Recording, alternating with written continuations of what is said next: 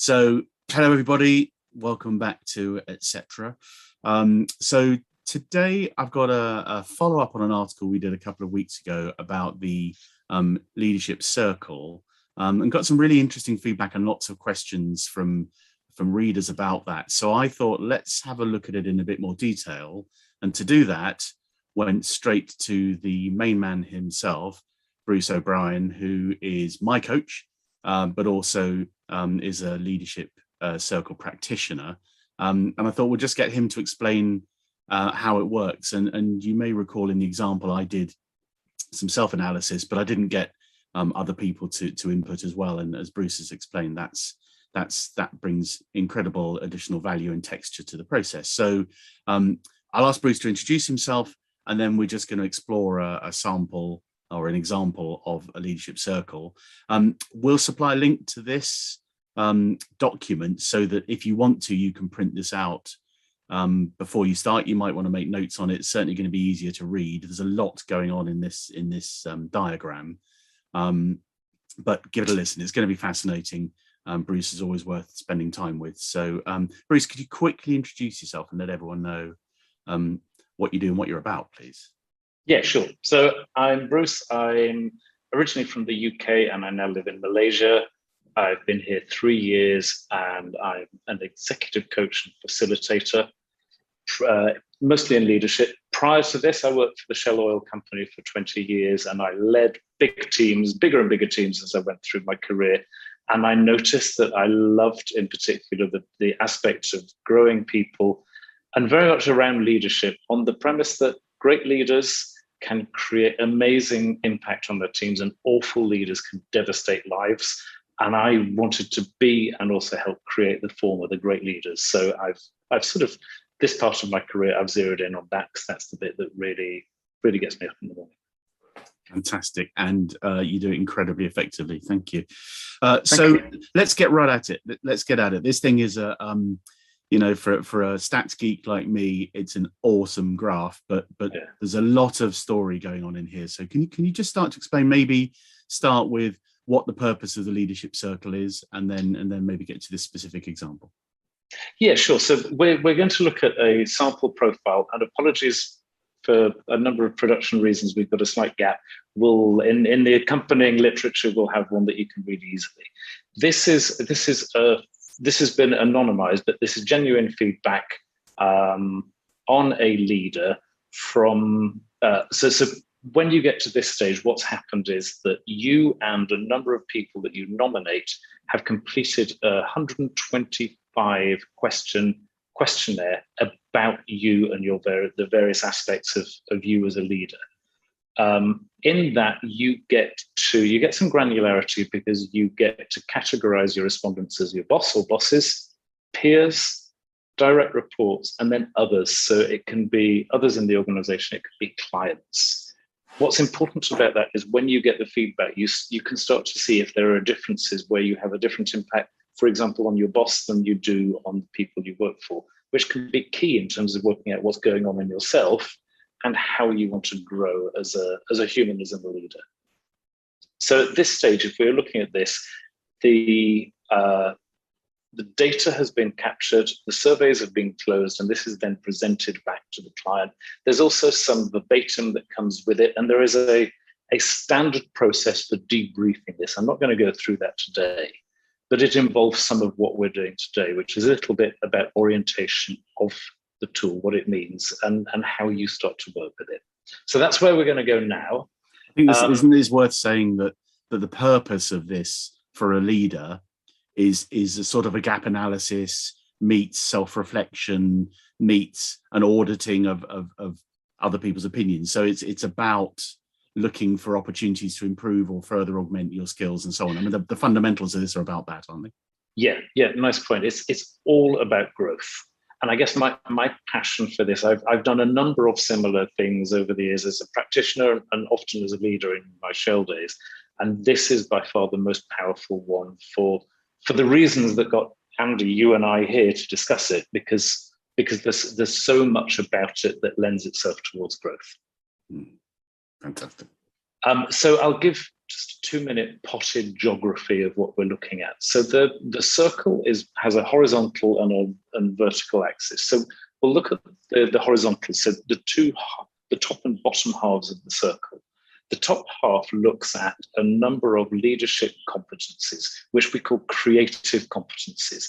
They're the sorts of things that you will find on most leadership frameworks, things like authenticity, vision, community concern, interpersonal skills, mentoring, the kinds of things that you would expect any successful leader to have good competency in.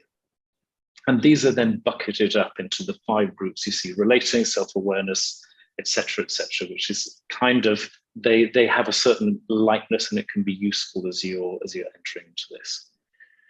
These are then reflected on the bottom half of the circle with reactive tendencies. So there are 14 or so, 11 to 14 reactive tendencies, such as being perfect, ambition, arrogance, driven. These are things that they get work done, but they can come at a cost. So, for example, being critical can be a way of improving the quality of something that's being done, but it comes at a cost generally to the people you're being critical to. And as the dealer of criticism, it can also be quite tiring if that's the way that you have come to go about your business. So these are bucketed up into 3 groups: the complying on the left, protecting, and controlling. And what's interesting about each of these is they tend to have a raison d'etre behind them. So he or she who is controlling tends to be quite task focused. They want to get good work done. And who doesn't like that? Who doesn't want to get good work done? The protecting, these are the people that very often have, they're the ones who can take a wider view. They get the big picture. They're quite good at connecting the dots and seeing stuff that other people don't see. And on a bad day, they can keep this to themselves a little bit. Yeah. And then the complying people are keen to be in relationship, really, really keen to be in relationship. And so sometimes give themselves up. So they comply, they say yes for the sake of being in relationship with somebody when actually they're not being true to themselves. Each of these gets stuff done, but it's the cost to the organization, the cost to all of the humans involved that really is the focus of this. And just to say, there's a lot of research and models behind this. I don't have that to hand. It's something that can be read about quite easily on some of the links that we'll send out after this. So that's the top and the bottom half.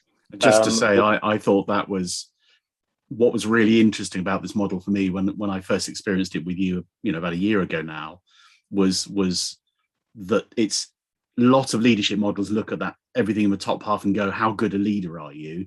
They don't say, and what baggage are you dragging around with you? Yeah.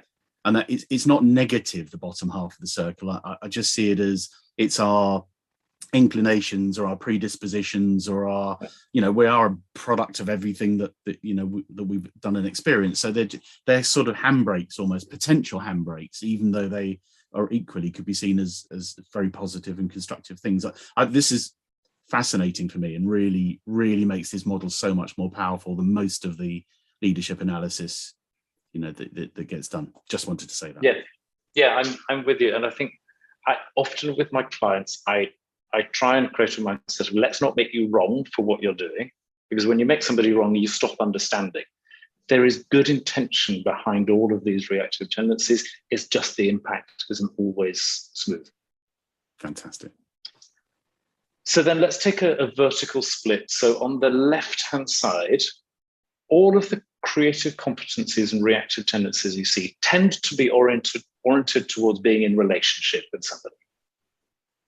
So you saw the complying that I mentioned. It's all around that relationship. And then conversely, on the right-hand side, everything is roughly oriented towards getting work done or task. And very often you will find that people have a natural leaning to one side or the other, which can in itself be an area to just be aware of and to make sure that it's not costing you. my personal leaning, I came out on the relationship side. So I would always have to be aware that I don't sacrifice task in order to be in a relationship with somebody. Then the other two things that are really interesting here. So you see this green shading and there is a gray line on each of the areas. The gray line is indicative of the person's self-assessment. So it's just hard marks on there. This is where I thought I was. And then the green is the sum of all of the feedback from your different constituents. So what's interesting here, if you look, for example, in on this profile, on the bottom right, I'm going to wiggle my mouse. I think this comes up in the recording. In the controlling area, the person, the individual here, recognizes there are some controlling elements, but people who work with them experience those way, way more. And so that is going to have an impact on the way that this leader is able to show up, the way they're able to get their work done, and the way that they are naturally thinking. This leader probably thinks, yeah, I'm okay, I'm not too much of a perfectionist. Whereas the people working with them find them to be perfectionists, very driven, and very, very ambitious. And the chances are other people get trampled. Mm. So this... Sorry, I just want to be very clear with everyone watching. This definitely isn't me. This is not my chart. Yeah. This is genuinely somebody, an anonymized somebody else, just before you start going, yeah, you're right. Exactly. This is a certified anonymous profile. So the person whose profile it was gave their consent for this to be anonymized by the Leadership Circle group for the purposes of training practitioners. Good, thank you. I just thought I'd make that point. Yeah, thank you. It's an important one. So that gives you a brief tour of the geography. There's a few indicators around the side, which are just their visuals that sum up some of the measures behind it, which give you a sense of where do you live? Do you live in the reactive or the creative largely? Are you task, relationship, balance, etc.? I don't want to go into those because they're a bit statistical and they're not necessarily the most powerful part. And maybe that's for another video. I think so, and I found them quite distracting because as a statistician by training, I like to go to the hard numbers, and I think they blend so much subtlety that it becomes almost without interpretation from an expert and with further investigation and understanding. I think it's too easy to go to those and go, oh, okay, look how badly I'm doing in this case, for example, and that's not a question of good or bad. So I think it's, if you're just looking at this as a sort of what's the overarching value of Leadership Circle, then I think broadly disregard those kind of level indicators on the sides for now. Yeah, what I love about this is it's kind of like a buffet. You take what works for you and what's useful. If you have a passion for development, this will keep you going for a year or two. If you're not interested in development, well, then this or any other tool is going to be no good. So it's you can take the parts, and really on the first debrief with the client, you're looking to have a couple of areas for people to take away. And then they work on those and other things come up. So it gives you a long run at your own development. Great. So then let's talk a little bit about how you can use this. So typically, so there's a symmetry in this circle, which is, I'm going to give you the very, very simple version of it. Basically, let's take this person. So they're strong in complying. And generally speaking, you want to fold the circle vertically in half to start looking at where you go. So somebody who is strong in complying, as I said before, they are likely very task focused. They want to get good work done to a high standard. So where you start going is you go to the equivalent top half of the circle, to the task-related creative competencies. Now you notice here that purposeful and visionary and achieve results are pretty high. Not necessarily. Can you point in this to those, Bruce? Yeah, sorry. Up here in achieving. Yeah. Here's purposeful and visionary, and here is achieves results. Her cohort, her raters. Sorry, I happen to know that this is a lady's profile. Her raters showed very high scores there.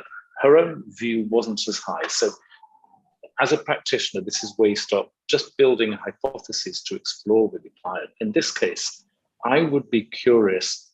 She doesn't seem to recognize that she's really quite strong in her vision and in the results. So she's able to articulate what good looks like. She's able to work out the steps to get there. And she can actually galvanize people to get there through her articulation of vision. So I'd be curious to go here with this lady to start exploring what is it that's preventing her from seeing her own strength. And if we got that out of the way and she was really able to lean into her own strength around purpose, vision, and results, then it is likely that the controlling behaviors are going to drop off because she's not feeling the same need for perfection because it's happening. She's articulating what she wants so well. People understand it. They get purpose from what they say. They know why they're doing the work. She's very clear about what good results look like. And she may find that what comes back from the system is people who are ambitious, they're very driven for results, and they are able to work to a high quality. Yet they're not getting it from this kind of, they're not getting kicked to get there. They're being motivated to get there. Right. So my eye immediately being the person I am, went to the sort of 10 o'clock, and I can't actually read what it says, but the person scored themselves at, what is that, 8 or 7 or 8, I suppose. Yeah, up here.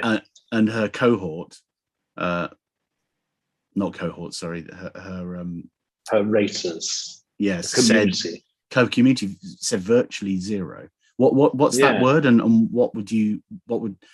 Is that too negative? Would you not look at that right away, or is that? So that one, just to answer the straightforward questions, that's balance. So that's about how much balance do you have in your life and how does it work for you? As a leader, if I work 7 days a week, flog myself to death, and I look like death by Monday afternoon because I work so hard, it's unlikely to be inspiring. And it says, people, you've got to do this too. So it's an important measure. Balance tends to mean we show up well and healthy, and it has an impact around. So what her people are seeing by the looks of it is that she kills herself, and there's something in her that says, I'm absolutely fine. This is fine. This is how it should be. I must work hard. On its own, I'm not sure I'm not sure there's enough here that I could build a hypothesis from. However, the verbatim may give me some clues. I'm kind of starting to wonder about self-awareness generally. If you see, she has a higher view of her own awareness. You've got a personal learner in there. Could you point to these whilst you're doing that? Is that possible? Yeah, I beg your pardon. So over in this corner, so you've got selfless leader. So does she really think about others? She's not far out there, but she's got a different view from those who work for it. The balance piece we've already discussed. Composure here, and then personal learner over here. It's not major, but it just suggests that she's not picking up on on the impact that she has. Also telling that sort of, if we move to the middle here, up at the top, you've got authenticity, which breaks down into integrity and courageous authenticity. She's rating herself really low here. So it's like she's not really saying she's not really saying what she's thinking. There's value-based stuff that she's not bringing to bear, which kind of suggests the complying piece over here, it sounds like she's holding stuff in because she feels like there isn't the right place to say it, and that it's coming out here. So people aren't relating to her as well as she thinks she's relating to them, because she just doesn't see herself as being authentic. I'm kind of pointing in a few directions here, but this is indeed how you debrief with a client. Just start saying, hey, what catches your eye, client? Now, she may be drawn over here to systems awareness. So in the debrief process, it's the client and you who are collaborating to say, what's important, what's worth going for here? There's something that keeps popping to my head whilst you were talking then, which is the known as the accidental diminisher, which is sort of a phrase from the book Multipliers, which people who know me know I absolutely love. But the accidental diminisher is a leader who believes they're doing all the right things, believes they're putting it all out there, but in actual fact the transmission is that, but the way it's received is completely different, and they're accidentally controlling and sort of depressing the effectiveness of their teams whilst actively thinking they're doing the opposite. It's not malicious, it's just accidental diminishing. And I wonder if there's some of that going on, and this is extremely widespread behavior. But again, that's why I think this model is so interesting, because it throws that into pretty obvious relief, which is great, Yeah. because then you can do something about it. Absolutely. And if you look at this relating, again, what catches my eye is her own rating is quite low. And yet the people that work for her have got her 60 to 70 percentile points. They're saying, you're quite good at this. But somehow it looks like she's not daring to lean into it. And actually, it seems to be one of her strengths. If she were to trust that she's really strong in relating to people, then this complying behavior may well on its own diminish. And this kind of leads me to, I think, where we first started. For me, I've not yet come across a client who has to stop doing something, but rather lean into a strength that they already have, which naturally takes care of the adverse impact. I've got a client I've been working with recently, who had high perfect. And when leaning into authenticity, so really speaking the mind, the perfect just disappeared. So it's like the perfect was accounting for that person's lack of full expression. And that's what I find most charming and powerful about this, is that you don't have to clip people's wings. You don't have to tell leaders you're bad, you're doing a bad. It's really about find your natural self inside you, the bits that work really well, and make them work great. And it will be enough. Yeah, there may be other bits, as in my example, I'm always going to have to focus on the task side. But that's fine. When I do it from a place of strong relationship, then that feels doable.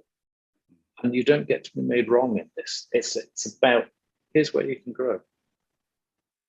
Fantastic. I think short of going through a whole book of interpretation here, that's a really helpful introduction to the concept. So people might now be thinking, sorry, actually, I'm just going to go back. I'm going to go back because I thought the point you made there was great, and I'm going to re-emphasize it. That idea of this is never, in your experience, been a question of stopping doing things. It's been a question of leaning into the things where you have the most potential, and in doing that, it seems to sort of correct some of the things that have been holding you back and sort of dragging you or limiting you to some extent. It's a brilliant general thought, I think. If you take nothing else away from this, dear viewers, hold on to that thought. It's a brilliant one. But people may now be thinking, what do we do with this? Do I need to talk to Bruce, or do I need to talk to a coach, or can I do this myself? Or what do people do? Because it's clearly a very practical tool, and I know a lot of people watching this will be thinking, and so yeah, what, sure. how does that work? And genuinely, this is not a plug. This is Bruce agreed to come on and do this and just explain how this works, because we had some interest from people saying, well, tell us a little bit more about it. Yeah. So the simplest way in, so I'm guessing we'll send out links. Leadership Circle has a free, you can have a free go. You can do your own self-assessment, and it will give you results like this. You just get the gray line. You don't get the green shading. And that's the one I shared a couple of weeks ago, my one to show people. And it can give you an idea of where you are in these competencies according to all of the systems and the way that the data is processed. And if you've got somebody who knows a little bit about this, it can open up something to chat about around understanding yourself and where you might want to develop. And there are some materials on the Leadership Circle website. The next stage is then to hire a Leadership Circle certified coach. And there's tons of us out there, and you can find them on Leadership Circle profile. Or you can ask me if you think, didn't like the look of this guy, or you particularly wanted somebody in a geography, a demographic, I can put you in touch with people. What they will do, they will manage the whole process. So you do your questionnaire. There is a charge from Leadership Circle to the practitioner for that process. I'm not going to talk numbers here because it's different by geography. And then the coach that you use for your debrief will have their own rate. Typically, I wouldn't do a debrief of less than 90 minutes. And ideally, it's something I use with clients on an ongoing basis. So whenever I have a session with that client, I have their printout here and the areas that we're working on, just to try and draw their ongoing coaching and development into this so that they get a clear sense of their pathway. Fantastic. That's great. So to sum that up, I would say it is worth doing the freebie example. It is 125 questions? 125 questions. It really doesn't take very long, and I guess that's we've all done dozens of these sorts of things before, but this one feels more robust. It's worth doing it simply to get your own printout and reflect and listen to what Bruce has said about the top and the bottom, the left and the right, and just reflect on your own perception of yourself.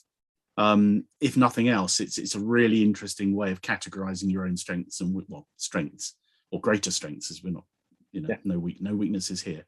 And then it might be interesting to take it further or not. But there's an awful lot, I think, of value just in simply doing some self-analysis around this categorization and having a look. But you can see once you start to overlay other people's thinking into it, it can be extremely informative and really color the story. So Bruce, that was fantastic. Thank you for sharing the time. It's really interesting. And I know it's just one of the tools you use. You're an awesome coach. Happy to share that with everybody and recommend you wholeheartedly. And I guess if people have got any questions, they could get in touch with you. We'll share your details. Very happy to. I know you're very, very open and about your time, so really appreciate it. Bruce, thank you very much, and thanks everyone for watching. Thanks for inviting me.